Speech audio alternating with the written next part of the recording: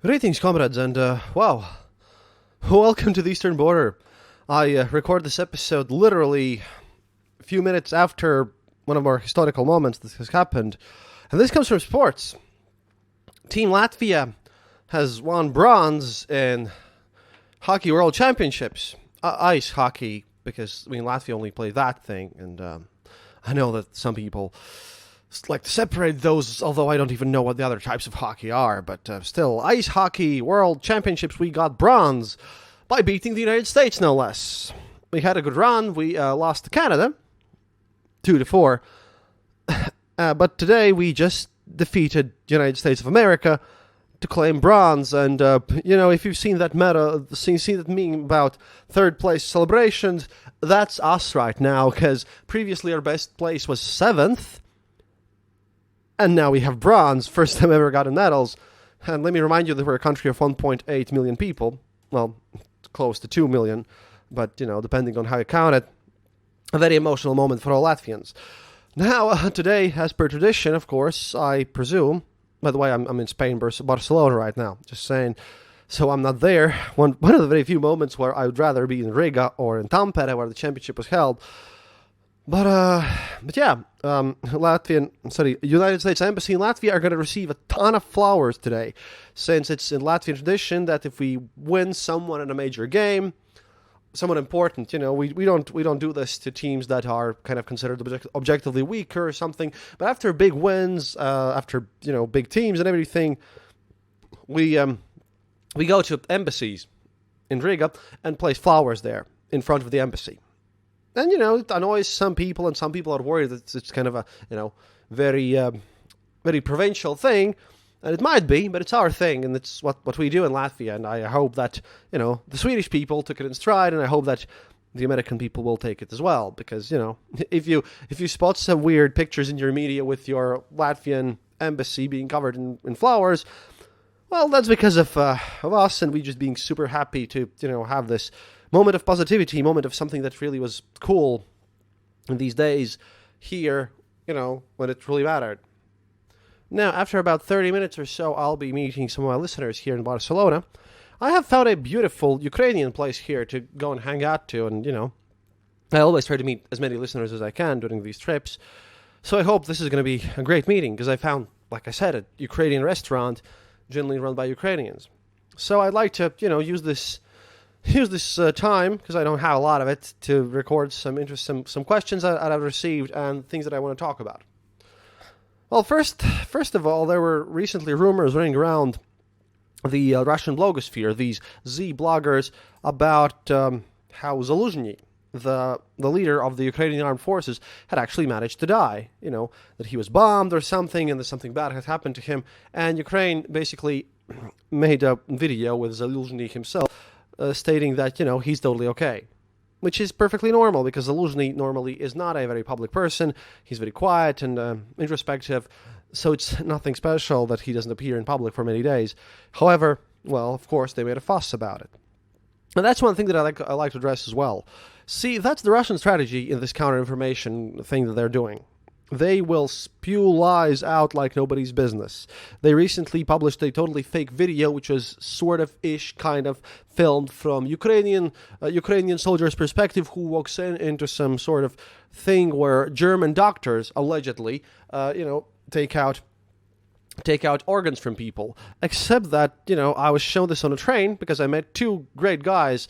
One of them a German, who's been living in the United States for 15 years, and another American on the train here from Madrid, and they showed me this video. By the way, hi guys, maybe they're listening to this show, and yeah, it turns out that the so-called German doctor who's taking out the organs, he's speaking with such a disgusting bad accent that's just obvious to anyone who has even heard German once in their lives. They didn't even bother to hire a real German actor to do this or something, I don't know. But the thing is, I'm constantly asked to validate this or that statement running around in the Russian blogosphere, and I've countered a couple of them. The problem is that if I will spend all of my time just debunking all the nonsense that's just out there on the Z channels or in the blogosphere, I'll waste all of my time doing just that, and I won't have time to do anything else. That's the problem. Early in this war, I had a conversation with my friend Daryl Cooper, and I still would like to consider him my friend, by the way, no matter his political views, because I believe I can communicate with everyone. Because how do you convince someone that, your side is right? It's not by yelling at them, it's by convincing them. And we've had personal contacts, and I do believe that, he'll understand one day. But he said that he just simply refuses to believe that Russia lies all the time. And I believe that's his mistake. See, that's the thing, it truly does. Recently, like a few days before I went to Spain, I managed to just check up on their newest lies, which is sadly, or maybe good enough that it hadn't spread around because we countered it instantly. The United States, apparently the United States had, according to them, according to Z channels, had released a special medal that was there to kind of facilitate 300 days of United States supporting Ukraine. And it was the ugliest, most dumbest looking medal ever humanly possible.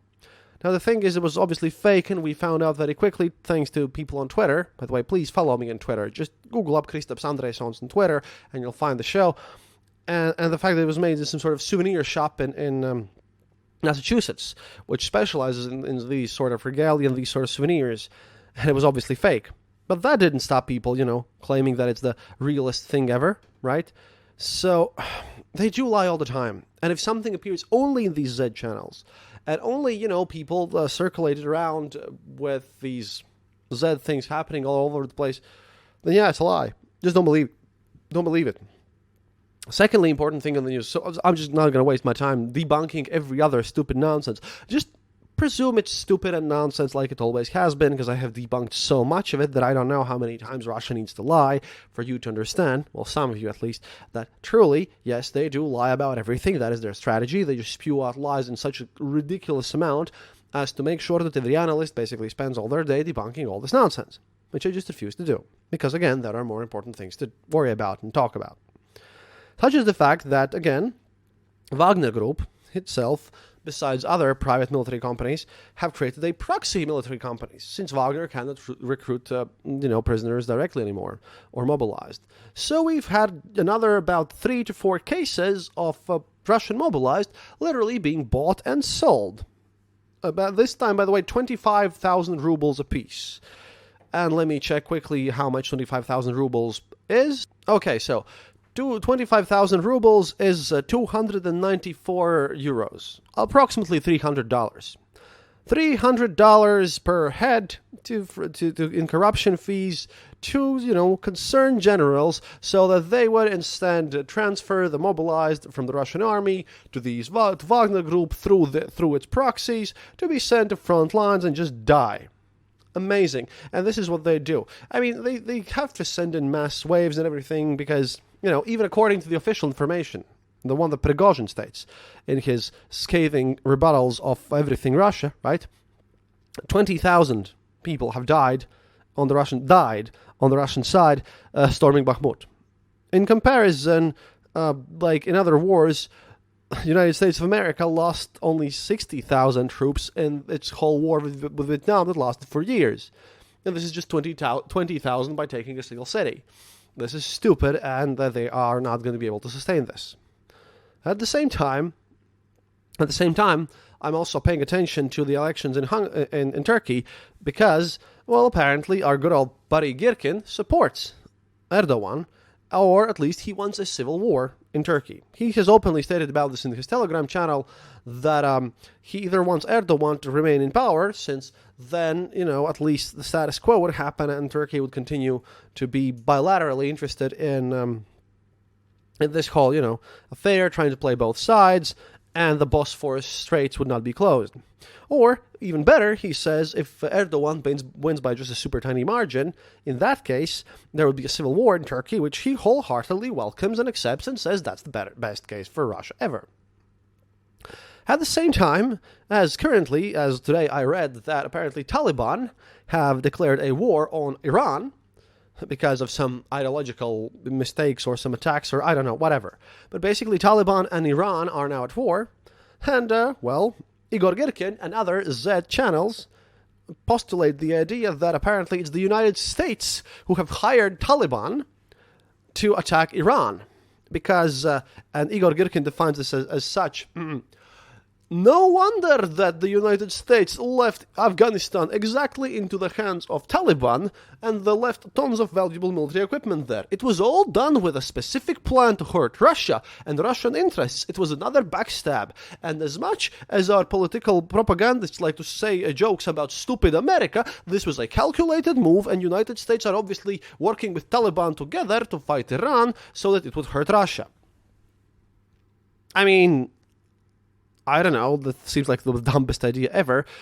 Because once again, even when something so stupid and evil as Taliban are doing some things for their own reasons, that does not, by the way, excuse United States stupidity in any way or form, because your government has been doing a lot of, well, let's just say, not so smart things in the latter years, and since, well, basically, I don't know, 2001, I presume, but I do not believe that leaving a ton of military equipment to Taliban to take over would be one of these things that you'd do, because that just seems so silly and pulled out of nowhere that I don't even know. Just weird.